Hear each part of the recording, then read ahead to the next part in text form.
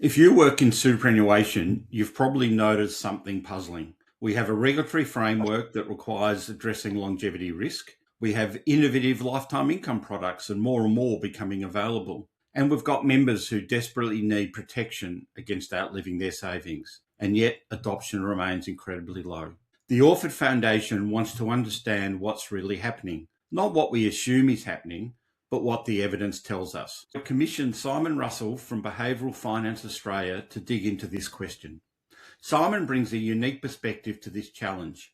He's a behavioural finance expert who's worked extensively with Australian superannuation funds and financial advisors. For this research, he took a look at what funds are actually doing, their websites, their calculators, communications and product designs, to try and identify where the behavioural barriers really are. What he found is both surprising and actionable. The problems aren't where most of us thought they were, and the solutions are more straightforward than many assume. I'm Stephen Huppert from Optimum Pensions, and today I'm speaking with Simon about his research findings and what superannuation funds can actually do to increase lifetime income adoption. Simon, great to have you here. Thanks for having me. Simon, you've spent years working in the industry with superannuation funds and financial advisors on behavioural finance. What do you think prompted the Orford Foundation to commission this particular research now? Well, I think the Orford Foundation's obviously got a long track record of advocating for the use of lifetime income products as part of a retirement income solution for Australians. So they've got a history of that advocacy. They've got a history of undertaking research through academic institutions, universities, trying to understand what some of the dynamics are. And more recently, we've got the context of the Retirement Income Covenant. So we've got all this sort of momentum about what's going on, and yet still there isn't much take up. So it appears that there's this gap. The Orford Foundation is pretty keen to understand, well, what is going on that the academic research perhaps hasn't identified. Perhaps what people tell you in focus groups isn't what they actually do, or what they do in lab experiments isn't what actually happens in the real world. You get some great insights from that research, but maybe it's not actually bridging the gap. So I think this was an attempt to say, how do we bridge that gap? What's going on? Why aren't we quite getting the results that we think we probably should be? Your research looked at what super funds and advisors are actually doing and not just what they say they're doing. What surprised you the most when you examine their publicly available materials? Well, it's interesting you highlight the difference between what people say and what they do, because you don't see anybody saying, you know what, let's create a product that's so complicated that nobody will use it. or let's make a calculator that's not really going to help people make a decision. Or let's produce some material that really no one's going to read because it's way too long. So no one's saying all those things. I think people have genuinely got the interests of their members, or if they're an advisor, their clients at heart. They're trying to do the right thing. They're trying to promote sort of products and solutions that are going to help people. However, there's a gap because people tend to overlook some of these sort of things. They happen inadvertently, and fair enough, people have got a lot of different priorities, a lot of things to focus on. And I guess that's my role. I can come in and focus specifically on some of these behavioural issues. What I've done is I've got a hit list, a checklist, if you like, of 60 different things that I'm looking for. That's come from research. It's come from my experience of looking at other funds. So I guess I'm not going to be surprised when I find these things because I'm specifically looking for them. However, I will say that I was pleasantly surprised in some cases. For example, I was pleasantly surprised when I found quite a lot of good examples, or a few funds with a lot of examples within those few funds. So not across everything, but of layering and chunking. The idea that something's going to be complex. I have to convey complex, difficult information. Let me not ask my member to drink from the fire hose. Let me try and give them digestible, bite-sized chunks, make it very easy for them. So there were some great examples of that, which I was pleasantly surprised to see. And there were some other good examples. There was some framing. There was some soft defaults perhaps we can go into. So there was some nice surprises. And then on the downside, I was preparing myself for complexity. I know super can be complex and difficult and overwhelming for people. I know that you add on to that, retirement has a whole bunch of other complexities that you don't necessarily see through accumulation. But I'm not an annuities expert. So when I started looking at these annuity products, I was actually fairly surprised by the extra layer of complexity that we are adding on top in terms of the product features, the mechanics, the options that we're giving people, and how they have to work through that. So there are a couple of things on the surprising positive and negative sides, but overall a bit of a mixed bag. You've mentioned complexity a few times, and I know when I'm talking to people in the industry, that is one issue that comes up. And you talked about different options. which might look good on the surface to try and offset some of the other barriers towards lifetime income products. And it's offering members choice and things like that. But how is this actually undermining the adoption? Yeah, good question. I mean, when people face complexity, they try and find some way around it. We don't like having difficult, challenging, sort of mental, cognitive problems. Mostly, we've got enough on our plate typically. So what that means is that we look for a shortcut around that, which could mean I do nothing, or I take a default option, or I do what I've always done, or I do what other people seem to be doing. So as we add more complexity, we're more predisposing people to take some of those mental shortcuts.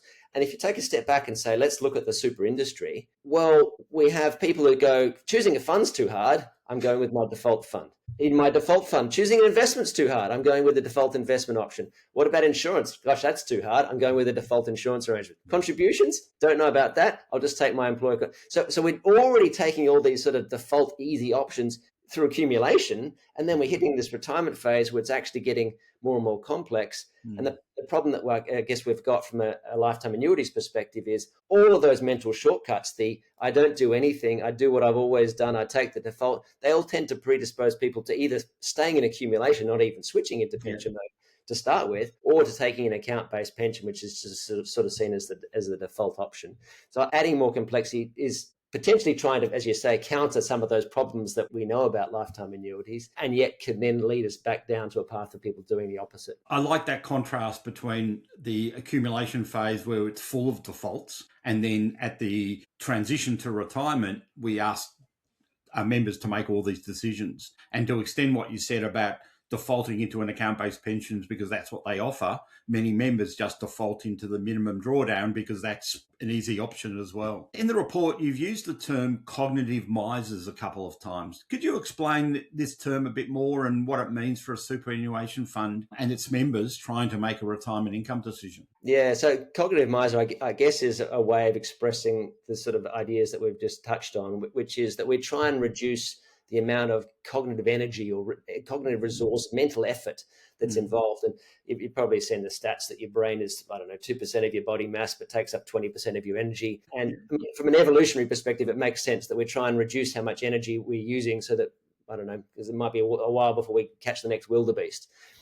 But from a super perspective, what that means is we're predisposed to some of those sort of default options and problems. But what the implication is for funds is, well, what can I do about it? And there are a few different things. I mean, there are attempts that we can make to reduce complexity, and there's a few examples of that throughout the report. We can reduce the mental energy and effort that people have, despite the fact there's going to be all this complexity. Some of it's going to be unavoidable, but we can make that, like that fire hose example, we can make it just easier and digestible with the way that we present it. And we can also present, or we can give people mental shortcuts, ways to cut around that complexity. But instead of cutting around it, getting to the wrong answer, can we help them to cut around and get to the right answer by giving them a soft default that might nudge them towards something that might be in their best interest, or telling them that, hey, actually other people think that this is a good idea. So just helping to sort of nudge. So we're not avoiding the complexity, but maybe in that case, we're sort of circumnavigating it to some extent. Yeah, I like that comment about what other people are doing.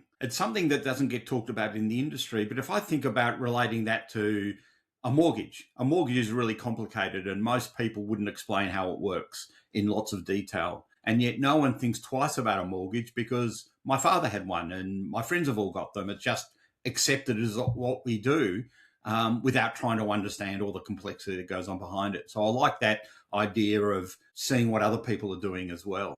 And that's come out of some of the previous Orford Found research as well, when they've asked individuals about their experiences, and they've said things like, well, I went to talk to my family, but no one had ever heard of an annuity before. So that sort of thing. And it does create more uncertainty for that person if they then don't have any sounding board from their family and friends. You mentioned the term soft default. So how does this approach work, and what's an effective way of doing that? And I guess it's more than just providing better education or better material to read. Yeah, so the idea of a soft default, maybe we go back to a hard default just to sort of create the contrast. So the idea of a hard default or a regular default is sort of the same sort of thing we've talked about earlier, which is if I don't make a decision, this is what I get. I don't choose a fund, this is the fund I get. I don't choose an investment option, this is the investment option you get. Whereas a soft default is saying, no, you still have to make a choice. If you don't do anything, we're not going to give you something. But the soft default is sort of saying, well, if you're finding this too difficult, here's an easy option. Why don't you choose this? It's sort of a nudge towards an easy, but you still have to make an active choice. And the reason that's important in this case, I guess, is that it's difficult to default people into a lifetime income product because it's the irreversible nature of some of these sort of products. What if I then need some money for a health crisis or for the holiday hours planning or something? Or actually, we shouldn't default people in there because we don't necessarily know their circumstances and be appropriate for them. We still really would like them to make some type of choice, but we need to make that choice easier. So the soft default, I guess, has some of the characteristics of a hard default in that we're making it easier, we're giving them a simple mental shortcut, but without sort of risking putting things inappropriately in the wrong basket. But it's interesting because you might then contrast and say, well, why should we use this versus better education, for example? To which I think the response would be, well, no, we can use both. Yeah. It's just that the better education, we've tried a lot of that, and we know that the barriers to the education are difficult. They have to read material, they have to understand material, they then have to make a decision, they have to have the confidence to take action. There's a whole lot of steps in that process, and we know people don't often go all the way through and make a decision. So a soft default, I guess, is getting people there, many people, to the answer a bit easier than the harder route of trying with education. But definitely we can try both. Yes, there's quite a lot of talk in the industry over the last sort of 12, 18 months about the concept of defaults. I sometimes wonder what people, if they really know what they're talking about when they're talking about defaults. So I think it's really important that you've sort of drawn out the difference and what it might look like. And from what you've just said, we're presenting some options or some pathways, but if they do nothing, we're not putting them somewhere else. If they do nothing, they do nothing.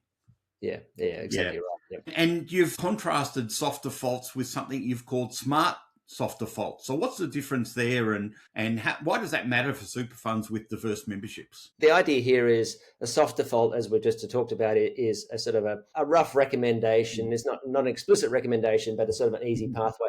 But it might be something that you say, hey, members, we don't really know what's best for you, but this might be pretty good for most of you. So that's a sort of implicitly what's sitting behind it. But of course, the problem there is a fund could say, yeah, but wait a minute, I've got a whole bunch of members who have low balances. They're going to retire before they hit pension age. They're going to need their cash to get them through before they hit the age pension. They don't want to be, this soft default you're talking about, Simon, would be completely inappropriate for them. And at the other extreme, you might have people who've got plenty of cash and they don't necessarily need a lifetime income product because, well, they've got enough income and resources to suffice. So the idea of a smart soft default is to say, well, let's have soft defaults, but let's just get those different cohorts and go, for this cohort at the bottom down here, actually, you probably should keep your money flexible because you're going to need it. For the cohort at the top, maybe an account-based pension is fine for you because your retirement income is fairly secured as is. So it's just being a bit smarter and saying, what can we tell about the cohorts? Maybe from their balance, maybe from their income, maybe from some answers or their behavior online. Maybe they've entered some information in a tool, and we can then be a bit smarter about tailoring these things to different cohorts. No, that makes lots of sense. And I think the key word there is tailoring them for not individuals, but tailoring for sort of groups with similar characteristics. Yeah. So it's a step away from the generic, a step towards the personal advice, but it's still in between. We still don't really know, but it's getting there. It's more appropriate for more people. Yeah. And the second barrier you identified is that the decision support tools, calculators specifically, are largely ineffective. Most funds have spent a lot of money building these tools, and there's more and more being done in that space. We're seeing announcements quite regularly about digital advice tools being released by funds. So what are they getting wrong? Yeah, so my apologies for the insulting everyone's hard work in this case. But so looking at the calculators rather than the digital advice tools for a second, because there's some different issues in both of those. But the calculator, so it looks like what the idea of the calculator is for the member to enter some information about their balance or the income or something, and then it will spit out a chart that will say, well, this is what your retirement looks like. In the first year, your income will be here, and then you have another column for the second year, it will be here, and the third year is here. And often you get those broken into, this is what your lifetime income annuity might look like, and here's adding some account-based pension, and there's the age pension on top. And so you get these stacked charts. So you get this chart, and then you get to tinker with it. So would you like, I don't know, would you like to put a death benefit in there and then the chart will change, or would you like joint or individual? Anyway, so you can change the various characteristics. And the idea then, I think, is, well, all right, so I change all these characteristics and then I choose the thing that's best for me. It makes sort of logical sense that this is a tool that helps me get to the right answer. So what are some of the problems? And there's a whole bunch, but just to summarize and pick out a few of the big ticket ones. One of them is having too many difficult questions up front. So previous Orford Foundation research on this sort of stuff, which is putting people in labs, has shown that people have got a pretty short attention span. So you give people stuff up front. So you ask them difficult questions like, what's your target income in retirement? Or would you like a single or joint life product? And it's like, I don't know what my target income, like it suddenly becomes too difficult. All right, so we spend all this time and money investing in a calculator, but they fall over at the first question or the second question because it becomes too difficult too quickly. So that's not all of them, but that's some of them are certainly in that category. You think all that money's been wasted because they're not even going to get past the first couple of screens. Secondly, whilst the interfaces are I think quite intuitive, you can move sliders and there's boxes that you can type numbers into. It makes sense, I think, in terms of how I would use it, but what I would put in those things isn't necessarily clear. So, for example, I don't know, should I increase my target income so then I have more money in my initial years of retirement, but then my account-based pension runs out a bit earlier and then I have less later? Should I do that? By how much should I increase it? When should I be happy if my account-based pension runs out at 87 or not? Like, how do I know what I should put in there? How should I adjust it? And then if you do make those adjustments, okay, I put in a higher target income, and this is what I did as I was playing around with them. Interesting. I see now it recalculates the chart with different columns on it. I'm sitting there going, this chart looks a bit different from the one I saw a minute ago, but I'm not quite sure. Those columns are a little bit higher at the start. So it becomes very difficult for me to compare and contrast these two scenarios. I'm trying to compare this chart on the screen with a chart that's now disappeared that had a whole bunch of other columns, stacked columns with different components in it as well. There's different points, I guess, across those decision-making processes, which are just falling down in terms of the engagement or in terms of facilitating the person actually making a decision, having the confidence to choose. What you're really doing there is differentiating between a tool that just provides information, allows you to play with it, and one that actually supports this decision-making. Yeah, exactly. So it's sort of like getting inside the mind of the user and thinking about what's this person going to be thinking? And they're going to be thinking of things like, that's interesting, but what does it mean for me? Or is this the best option, or is there something I should be doing differently? Does this look reasonable? It's those sorts of things, and saying, how can we support the person going from the information to the conclusion? And yeah, I think you're right. And in many cases, the calculator stops at, well, here's a whole lot of information. Now you take it from here. Yeah. And it's difficult. So how can we support the person, I guess, to go from that information ultimately then to the conclusion and having confidence to make a decision? And that sort of gets me thinking about, okay, the members are asking the question, things like what option's right for me, how much should I allocate to this product or that product, and even as simple as how much you need in retirement. Even that's a question they're struggling with. And the calculators aren't answering those questions. So if you were designing a decision support tool, what would you do differently? Well, I mean, I don't think there's one single right answer to this. And some of the funds that I reviewed actually, I think, had a bunch of different ways of doing things. Okay.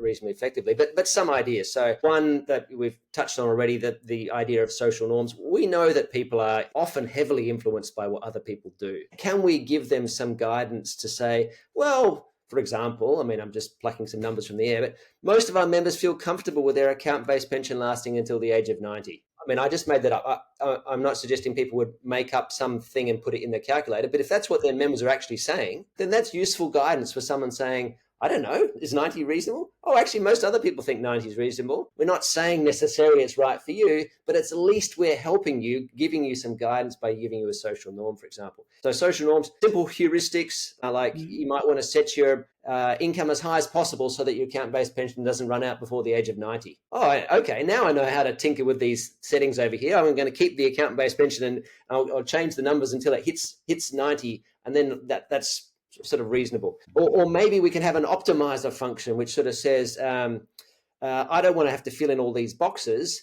But maybe the optimizer could say, maximize my income for the first 10 years of retirement. Press this button and it will add whatever calculations that are going to get me there. Maximize my income for as long as I can, as long as it doesn't ever fall below $50,000 a year. I don't know. Some of the funds have added sort of personas to these sort of things, saying, if you look a bit like this, then here's the answer for you. And it's got drawdown rates and the sort of the portfolio solutions that go with it as well. And then providing some sort of confirmation that the results look reasonable. So how do I know when I've got to an answer? I could tinker with this thing all day. Numbers go up, numbers go down. How do I know that? Like, these are difficult decisions. So maybe to give them some sense, oh yes, this is reasonable. This is in the bounds. I can tick some boxes. You're not going to run out of your money in 3 years or something like that. So I think there's a few things we can add to it that will certainly take the existing calculators and make them a bit more effective. So what I'm hearing from you then is to include a certain amount of guidance in the calculator, whether it's about putting personas there. One of the things you've identified is some funds have embedded suggestion allocations in their case study examples. So it's moving from just pure information to an element of guidance included in the tool itself. Yeah, exactly. I mean, the soft default is one example. So that's right. Some of them have got a 50-50 split, for example, in there as the default allocation between account-based pension and a lifetime income product. And so it's effectively implicit guidance. You're not saying, hey, we think this is right for you. This is not a recommendation, but it's a default setting, and we know the default setting is going to have an impact on many people. Many people aren't going to change that default setting. That's what they're going to look at and go, oh, well, that sort of seems reasonable. And I should say, I mean, for anyone who's thinking, oh yeah, but I don't want to suggest 50-50 to any of my members. I don't want to suggest anything. Well, the problem is that these tools are going to have something as a starting point. So whether you make it 50-50 or 100-0, 100, whatever it is, that starting point is going to impact the way people use the tool and the decisions that they ultimately come to. So it's a matter of saying, I can't avoid influencing people. What do I think is the best way to influence people? What do I think is going to be in the interest of most of my members? I think that comment, you can't avoid influencing, because I hear from funds that they are worried about, they don't want to step over the line and be providing financial advice, personal advice. So they're worried that any sort of guidance they offer might be perceived as advice. But as you say, just by the way you've created your tool, it's going to have that implicit guidance or implicit suggestions built into it. The third barrier you looked at is probably more of a structural one, and that's the economics of financial advice, and they don't really align with lifetime income adoption for moderate wealth members. So that's a big claim. Can you explain what you found there? Yeah, so bear in mind, this is desktop research. I didn't go and sit with advisors with their clients. So I'm relying on, I guess, accounts from the advisors that have gone through previous research or the video interviews that they've provided and what they put on their websites, that sort of stuff. So some of the things that came up in the research, one is, well, there's actually only been moderate uptake of lifetime income products through advisors to start with. Okay, so we know something's sort of not working through that channel. Secondly, it appears that the annuity providers have invested fairly heavily in supporting advisors. So they've got teams of BDMs, training managers. There's all sorts of tools and calculators and materials and CPD content and et cetera, et cetera. So it doesn't look like that's the problem. It looks like there's a lot of support potentially available for advisors if they want it. So that doesn't look like the problem. Then you look at surveys of people with moderate wealth, and what do they say about their willingness to seek and pay for advice? Well, one of the surveys that I referred to showed that the average willingness to pay is $911 on average, with 2/3 of people willing to pay less than $500 for advice.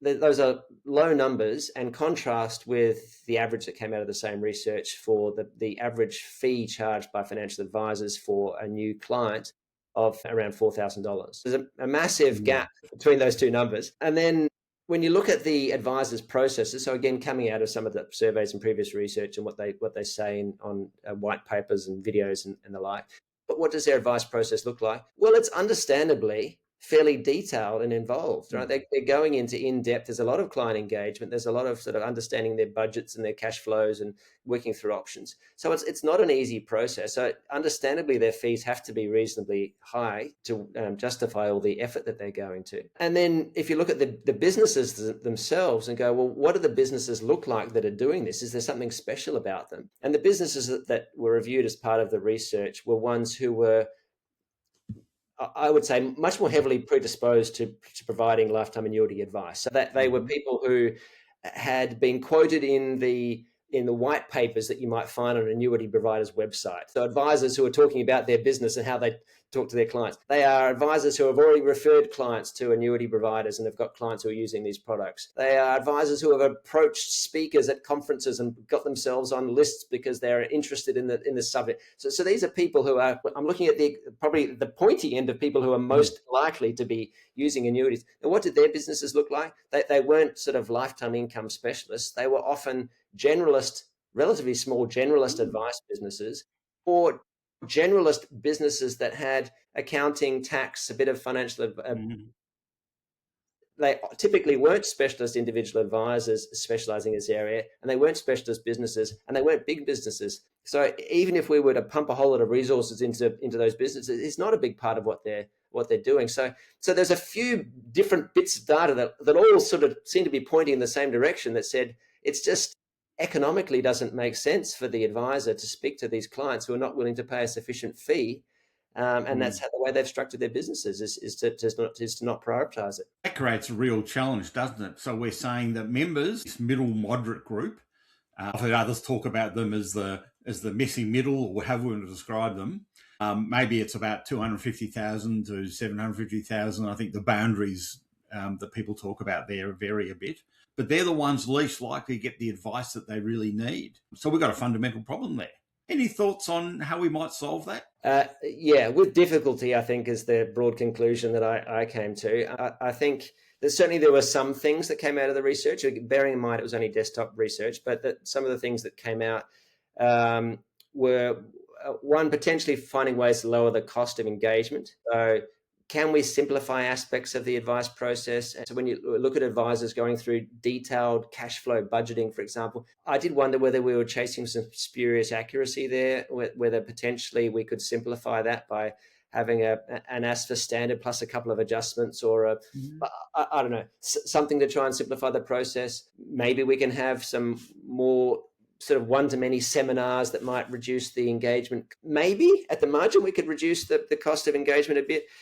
Maybe we can improve client engagement a bit at the margin. So you look at some of the advisors who are right across objection handling, the way they frame lifetime income products as income versus capital, as part of a portfolio versus, obviously live and breathe this sort of stuff. We've got all the strategy. On the one hand, those advisors look like they're doing a great job. On the others, you get people who say, well, what do I do is I survey my clients and ask them to rate on a scale of 1 to 10 how much they are concerned about longevity risk versus how much on a scale of 1 to 10 they're concerned about sequencing risk. And then on the basis of that, like, they don't know what those two things are. How are they going to prioritize? So I do wonder whether, if we can move some of the advisors to closer to best practice, then maybe you might get a bit of a benefit there as well. There's definitely some tweaks about how people think about longevity risk as well that came out of the research, that probably as an industry we're underestimating longevity. Probably we're underestimating the range of outcomes around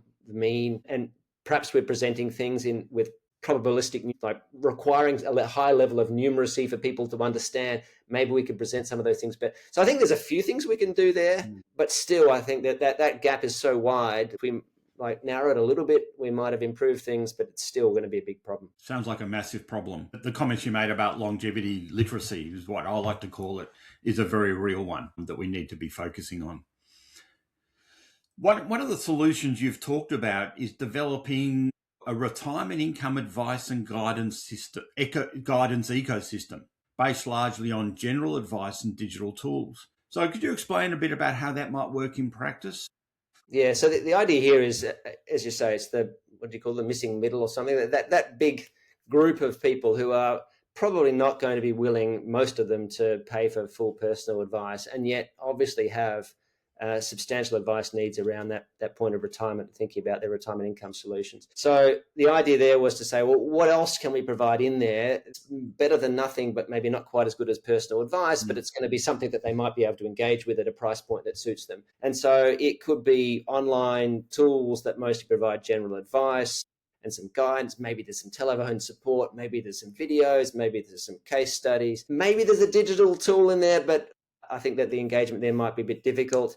But the idea, I guess, is that we provide a bunch of different options that allow clients then, or members of clients, to self-triage to the level of support that they are willing to pay for and see value in, and that helps them. And I mean, it's somewhat speculative because I haven't seen this business model operating in Australia, but I did find an equivalent, which is Life Sherpa, which has a similar sort of business model, but at a different client segment. So they're looking at sort of younger cohorts, but you could take a lot of, I think, what they're doing at the younger cohort level, which has there's a lot of free online resources, but then you can step up through various different grades of subscription models and the like. And I think you could take a lot of their tools, but you could you could adopt a similar approach at a different client segment. And I think that sort of thing might then allow some of that unserviced middle segment to have something. And you ask whether that might concern advisors.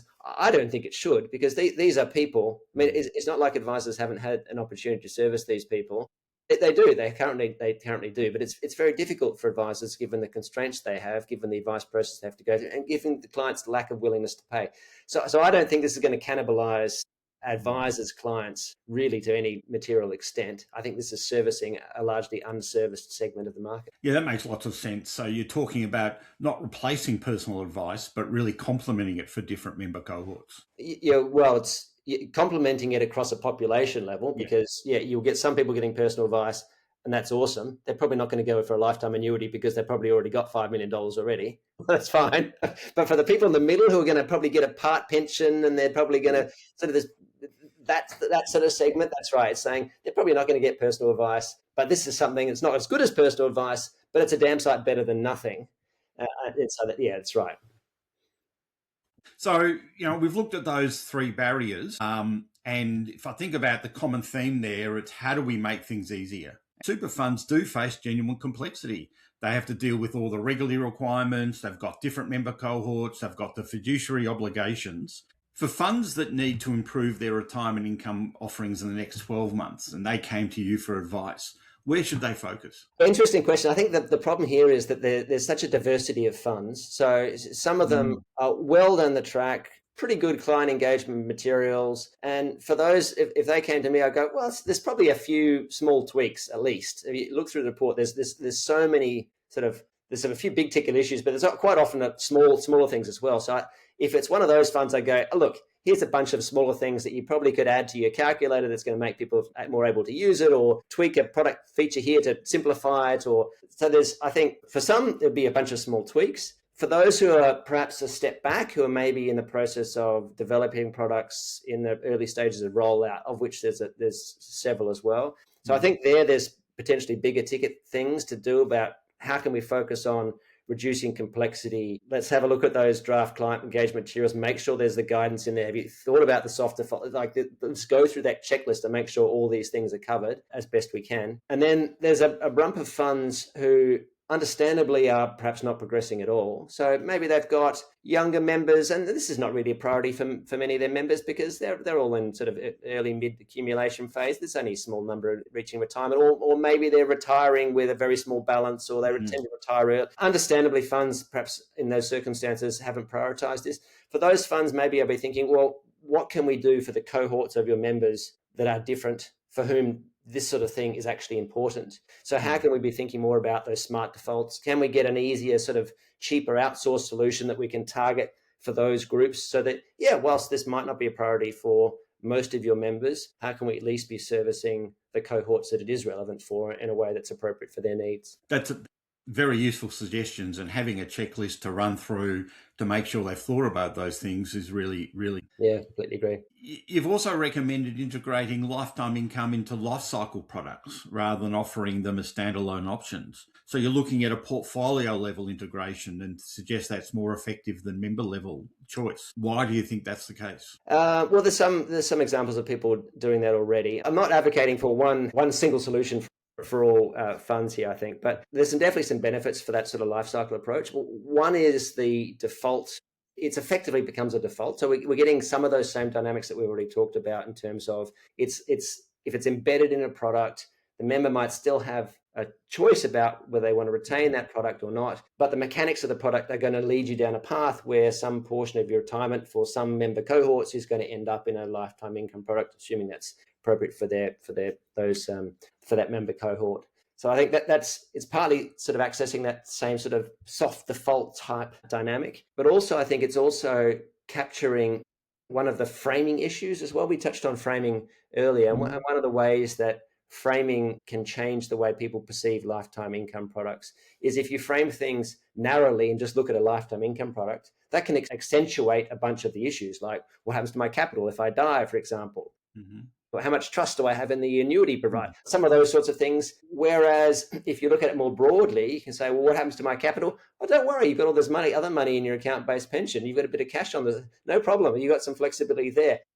So from a portfolio perspective, because the pieces complement each other, some of those issues just sort of fade into the background. So I think it helps from a client engagement perspective, as well as actually genuinely does provide some of the flexibility and dynamism that comes with having a diversified portfolio. That makes lots of sense. And it really leads into my next question, because one of the challenges that the Retirement Income Covenant presents is that it requires trustees to help members achieve balance on three objectives: maximising retirement income, managing risks, including longevity risks, and maintaining flexible access. So there is a tension between those three. So how do the behavioural barriers that you've looked affects the fund's ability to meet these obligations? Yeah, I mean, it's tricky because they do sort of conflict to some extent. But I mean, if you look at each of those, maximising retirement income, well, for people who are in that middle segment, often that means maximising the age pension component. There's I think, particularly if you look at that accumulation feature, for example, but I think there's a heavy emphasis if you're looking at maximising income to say, well, how does this impact the age pension? So I think that's one. Managing longevity risk, if that's one of the priorities, and that's probably the sweet spot, I think, for lifetime income products. That's exactly what they're sort of historically designed to do.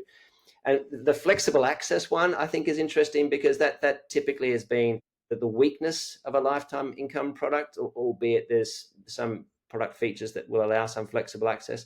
But again, I think that comes down to the portfolio approach of saying this isn't necessarily 100% of your money. So let's sort of think about it holistically. And it also comes down to the guidance to say, well, let's have smart defaults and guidance that are nudging people towards solutions that include whatever flexibility they need. It's probably not 100% flexibility for people in that middle segment, but it's going to be something. And so as long as we're nudging people towards a 50-50 split or something that's going to be appropriate for them, then I think we can sort of tick each of those three boxes. Yeah, that makes lots of sense because different people respond to those three different ways and will have different priorities of those objectives. And by having the portfolio approach, we should be able to construct, whether it's soft defaults or presets or something like that can address those. So I like that framing of it. Yeah, that's good. So if we look ahead, if super funds have implemented your recommendations, and that'd be nice, wouldn't it? Soft defaults, simplified products, better decision support. So how different could the retirement income landscape look in 5 years? Yeah, you're probably aware of the planning fallacy, right? Which is the idea that we always overestimate how much stuff how much stuff we can get done in a certain amount of time. It always takes longer than you expect. So I'm sort of, I don't know, you've tempted me to make some bold prediction there, but I know that things in the super industry don't tend to move quite as quickly as you might hope. But in this case, super funds would have to do something. It takes a while to implement. Then we need members to then progressively retire over time. So that then we see the outcome from a member perspective. So I don't think we're going to see sort of huge gains in a short period of time. But what I would hope, I guess, over the period of 3 to 5 years, for example, is that we can start laying the foundations and building some of the momentum that will lead people, for whom it's appropriate, of course, to be more likely to choose a lifetime income product as part of their portfolio of solutions. So that could be establishing processes and systems, make sure that people get the right retirement income solutions, creation of sort of social norms, I think, is part of that as well. Like the more people use this, the more funds use it, then the more other funds are going to start thinking, yeah, that's something. So there's a bit of social contagion that can happen at a fund level. There's a bit of social contagion that can happen with advisors, a bit of social contagion can happen with members as well when they sort of talk to their peers and find that other people are using it as well. So I think that's part of the momentum building. And I think another part is that we're sort of early as an industry down this track, and it's quite easy for me to be critical when I look at various different websites and materials and go, well, you could do this, and that's probably not great over there. But to be honest, it's people's first crack at that, and I'm looking at the first iterations. I think we need time to go through a process of trying stuff out, seeing what's most effective, gathering data, iterating, improving as well. So I think that over that period of time, that the more chance we've had to iterate, try stuff, improve, that again, we could be sort of in the process of building some momentum, a snowball effect. So in 3 to 5 years, you might not see many numbers on a board, but maybe you'll see a bit of sort of some of the foundations being built, hopefully. I think that's a compelling vision, actually, for me anyway, that the idea that we can't solve this problem overnight. It is a complex problem. Everyone recognises that we've been focused on accumulation for 30 odd years, and now we're finally getting onto the retirement phase. So rather than beating ourselves up that we're not doing enough, make sure we're doing something and heading in the right direction. And your advice to iterate, review, iterate again, I think is a really important one. And unfortunately, there are some organisations that want to build the perfect solution before they do anything. Understandably, I'd like to build the perfect solution too. I just don't think it's likely to happen. Yeah. Interesting. So as we're closing up our conversation, for a head of retirement or product strategy watching this, what's the single most important action they should take after reading your report? I think it's, again, difficult question to answer because I think the funds are so different where they're up to. However, if I was to try and find something that I think might be ubiquitous across the funds, what could that person do? Maybe hit forward and send it off to other parts of the fund. It means send it to the client engagement teams, the technology, the finance, the legal. I think that these, as we've sort of touched on, these are whole of fund issues. So if the product person knows all this sort of stuff, I don't think that's going to be enough. So I would hit forward. I know the report's relatively long, maybe even hit forward on the executive summary and the recommendations pages or something. I don't know. But I think getting some engagement within the broader team, I think was probably the best thing that they could do. Or share this video. Share the video, that's right, yeah. So if we take the opposite approach then, what shouldn't they do? What's one of the common mistakes you see funds making when trying to increase lifetime income adoption?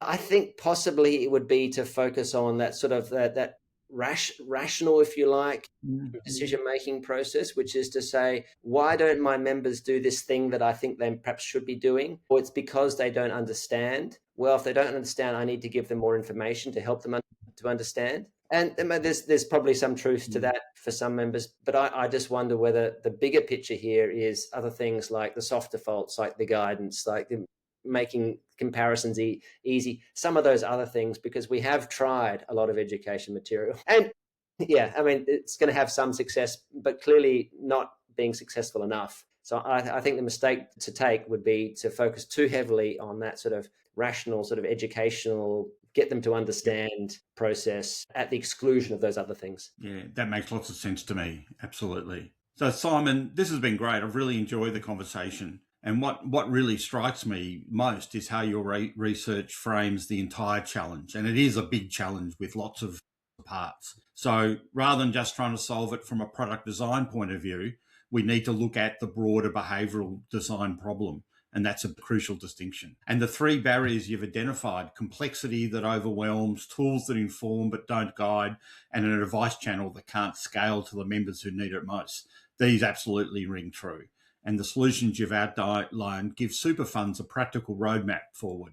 So I think the key takeaway is this: making lifetime income an easier choice within a portfolio of products is the way to go. And this is more effective than trying to convince members through education alone. And that's both counterintuitive to a certain extent, but absolutely actionable and something funds can start working on today. So thank you for everybody for watching. You can download Simon's full research report at the Orford Foundation page on the Optimum Pensions website, and it's thorough, evidence-based and full of recommendations that can actually implement. So Simon, thanks for your research and for sharing the insights today. Really valuable. Thanks for having me.